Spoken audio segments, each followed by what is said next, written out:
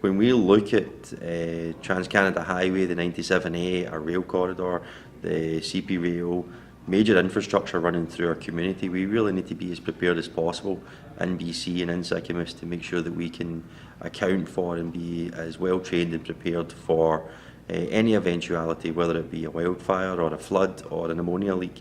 It will be a roundtable discussion, and it will be facilitated by our own Fire Chief, Brett Ugino.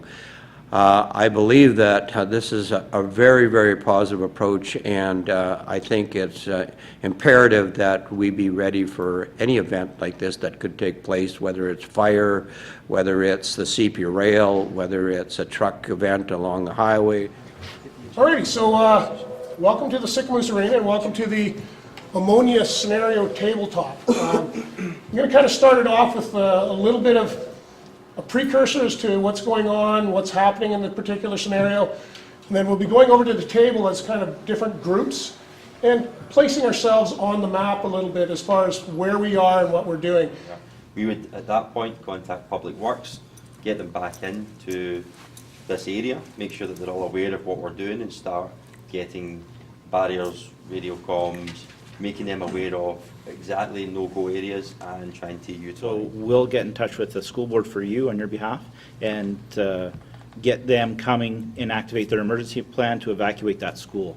And then hopefully you guys don't have to worry about that too much. We'll coordinate it from our end and communicate with you. Yeah. With an ammonia leak, you'll have the center of where it's coming from. The one thing that Cal or somebody that's on staff here is going to know is they need to know which way the wind's moving. Our technical advisors is telling us that we want to get the kids out of the elementary school as soon as possible when it's if it's safe. That's exactly Rather when than it's It has safe. to be safe. Yeah, it has to be safe, but the sooner we can get them out, the better. If it's going the opposite direction or sideways, wherever, Yeah. then you're fine. Yeah, get the kids out. Yeah. Someone's going to be there. If something happens and it changes direction, you get the kids out that are out as far away as possible, and unfortunately you gotta shut the doors and keep them in there, the rest of them in there, Absolutely. because now it's dangerous for them outside. School is probably going to stay locked down until either it dissipates some more or we start getting some control on it. Again, I think the biggest challenge is going to be the parents because we're trying to block off people from getting to their kids who are in danger, okay? So it's going to be a little bit ugly, I feel. You're going to have people trying to walk through all sorts of places to try and get in it. Hopefully when they smell the ammonia, they're going to back away, but you never know. You cover somebody in liquid ammonia, those clothes are now frozen to them. If you try to take your clothes off, you're going to be taking skin off like asleep. It's not good. If you cover them in water for a long time, that water will slowly get that ammonia out of the clothing, out of their skin. And then, once they are able, and the clothes are no longer frozen, then you can move them somewhere else. Unless they're in a dangerous spot and you have to move them because it's dangerous. We, being BC Ambulance, has a technical advisor on our telephone that we can call, and they're kind of recently or the paramedic specialists, they've recently adopted it, but they're CBRNE specialists. So that's our go-to, and they have a wealth of information at their fingertips, and they're there 24/7. 24/7, so that's always our first phone call. Well, that's And good. that- and It's that good to might- have that information Yeah, for so sure. basically they're telling us that that patient has to be completely deconned, closed off before they can get in the amp. So Okay.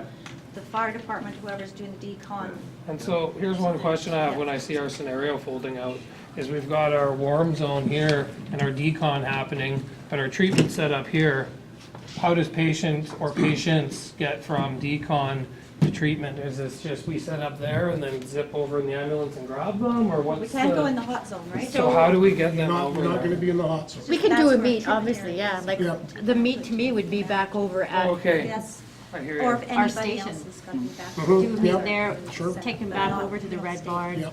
It gives the people of Sicamous and the surrounding areas the comfort level to know that we do rehearse these things in case the eventualities come into play. And it gives us the confidence to be able to deal with these things and strategize and come up with different effects. And Bringing the folks together from the different agencies allows us to meet the folks that we may be working with in an emergency And that on its own is a big deal. I think that it's a fantastic event. I'm so impressed that our Fire Chief Brett has put this on for us. Well, here we are in the compressor room in the arena in regards to what could take place and what has happened in the past and as what has happened in Fernie. And our emergency response teams have come together in order to be proactive in any event that might happen in the case of an ammonia leak here at our own arena. We are as updated as you can be. So our chiller here is only 1.5 years old. We just had that replaced the summer before. Any equipment that we need updated that we feel needs to be done, our contractor who we were all around with yesterday from Climate Control, he'll make recommendations to us what he thinks needs to be changed in a season, and then we'll address all that every season. I've never personally experienced a leak here, and to me, the odds of having one, because of how our due diligence is in place more than it's ever been before, are very slim.